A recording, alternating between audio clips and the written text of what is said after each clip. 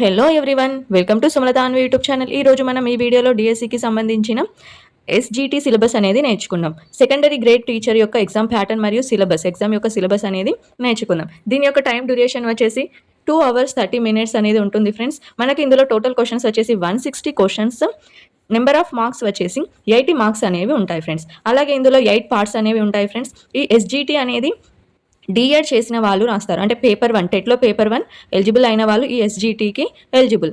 ఓకేనా?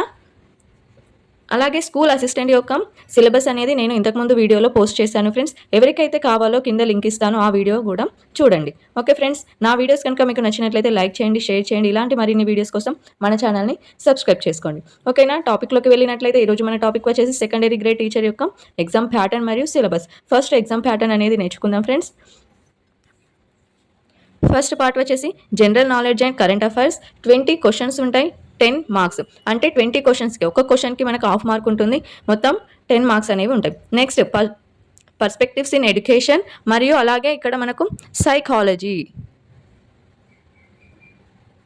ఇవి రెండింటి నుంచి కలిసి మనకు టోటల్గా 20 క్వశ్చన్స్ వస్తాయి. టోటల్ మార్క్స్ వచ్చేసి 10 మార్క్స్. నేను సైకాలజీ యొక్క సిలబస్ని ఆల్రెడీ పోస్ట్ చేశాను ఫ్రెండ్స్. ఎవరైతే ఆ వీడియో చూడలేదో కింద లింక్ ఇస్తాను. ఈ సైకాలజీ సిలబస్ కూడా చూడండి. ఈ పర్స్పెక్టివ్స్ ఇన్ ఎడ్యుకేషన్ మరియు సైకాలజీ టోటల్ కలిపి మనకు 20 మార్క్స్ ఉంటాయి. ఓకేనా? 20 క్వశ్చన్స్ ఉంటాయి, 10 మార్క్స్ ఉంటాయి. Next language 1. మన యొక్క లాంగ్వేజ్ 1 తెలుగు, హిందీ, మరాఠీ, ఏ లాంగ్వేజ్ ఉంటే అది లాంగ్వేజ్ 1 ఉంటుంది. ఆ లాంగ్వేజ్ 1 నుంచి మనకు 18 క్వశ్చన్స్ అనేవి వస్తాయి.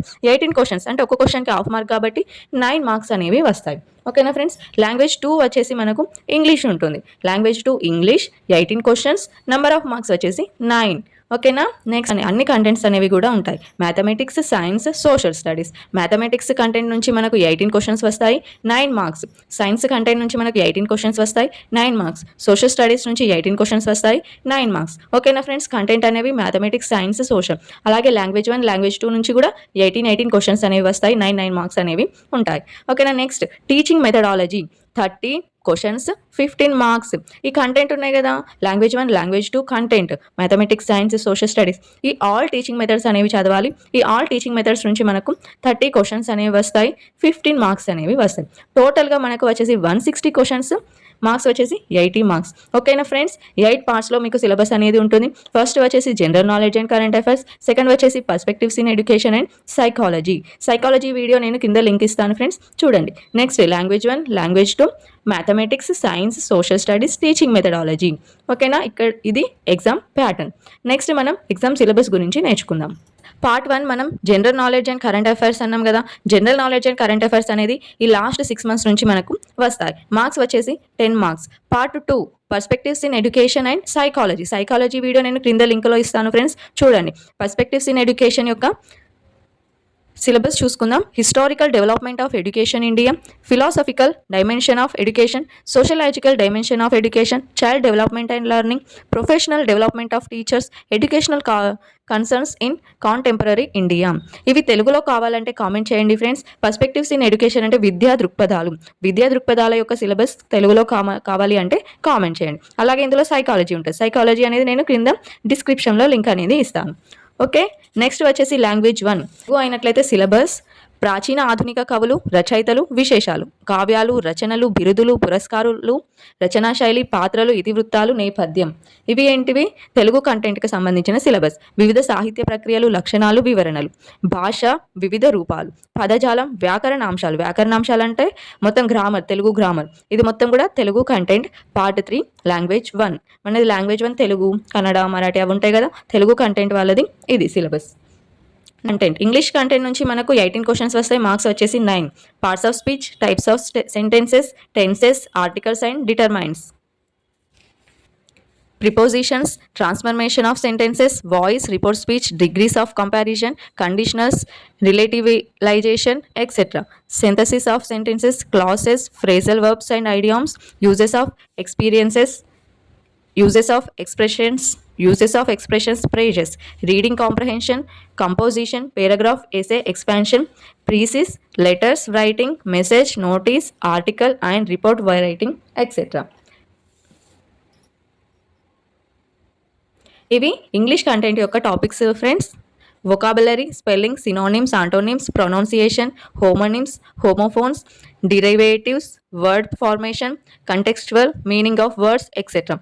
One word substitute, correction of sentences, figure of speech, framing questions and question tags, proverbs, function, punctuations. Punctuations means full stop, అవన్నీ పులి స్టాప్ కామా లాంటివి పంక్చువేషన్స్. ఇది ఇంగ్లీష్ కంటెంట్. మ్యాథమెటిక్స్ కంటెంట్ నుంచి మనకు 6 topics ఉన్నాయి friends. వీటి యొక్క sub topics కావాలంటే comment చేయండి. Number system, arithmetic, algebra, geometry, mensuration, statistics and probability అనేవి మ్యాథమెటిక్స్కి సంబంధించిన కంటెంట్ ఫ్రెండ్స్. వీటి యొక్క సబ్ టాపిక్స్ కావాలి అంటే కామెంట్ చేయండి. 4 సైన్స్ కంటెంట్ నుంచి 18 క్వశ్చన్స్ ఉంటాయి. మార్క్స్ వచ్చేసి 9 marks. Measurement, natural resources, natural phenomena, kinematic and dynamics, magnetism, electricity, states of matter, materials, separation of substances, biological science, living world, microbial world, cell and tissues, plant world, animal world, our environment, applied biology. ఇది science content. Next social studies content, Geography, history, civics, economics నుంచి topics sub topics కావాలి అంటే comment చేయండి friends. Already నేను geometry, history, civics, economics యొక్క sub topics అలాగే topics sub topics యొక్క video upload చేశాను ఫ్రెండ్స్. అది కూడా క్రింద డిస్క్రిప్షన్లో ఇస్తాను. అన్ని మెథడ్స్ యొక్క కంటెంట్ యొక్క మెథడ్స్ నుంచి మనకు మెథడాలజీ క్వశ్చన్స్ అనేవి అడుగుతారు. తెలుగు యొక్క మెథడాలజీ, భాషా నిర్వచనాలు, ఉత్పత్తివాదాలు, భాషా కుటుంబాలు, మాతృభాష, బోధనా లక్ష్యాలు, స్పష్టీకరణాలు, కనీస అభ్యసన స్థాయిలు, విద్యా ప్రమాణాలు, ద్వితీయ భాషగా తెలుగు త్రిభాషా సూత్రం, భాషా నైపుణ్యాలు, సముపార్జనలు, అవరోధాలు, అభివృద్ధి చర్యలు, వాని అంతర్గత సంబంధము, ప్రత్యేక అవసరాలు గల పిల్లలు, భాషాభివృద్ధి, మాతృభాష, విద్యా ప్రణాళిక, విషయ ప్రణాళిక, పాఠ్యగ్రంథాల నిర్మాణం, వార్షిక ప్రణాళిక, యూనిట్ ప్రణాళిక, పీరియడ్ ప్రణాళిక, బోధనాభ్యాసన సామాగ్రి, భాషా ప్రయోగశాల, గ్రంథాలయాలు, పఠనాలయాలు, పరామర్శ గ్రంథాలు, మూల్యాంకనం, నిరంతర సమగ్ర మూల్యాంకనం, పరీక్షలు, మదింపు. ఇవి మెథడాలజీ, తెలుగు మెథడాలజీ యొక్క syllabus friends. Next English methodology, aspects of English, objectives of teaching English, multilingualism, phonetics, development of language skills, approaches, methods and techniques of teaching English, remedial teaching, teaching of structures and vocabulary items, teaching learning materials in English, curriculum and textbooks, academic standards, learning outcomes.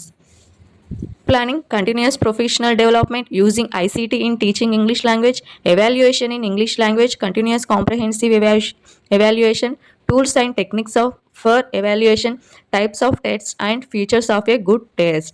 ఓకేనా friends, ఇది Telugu and English యొక్క methodology.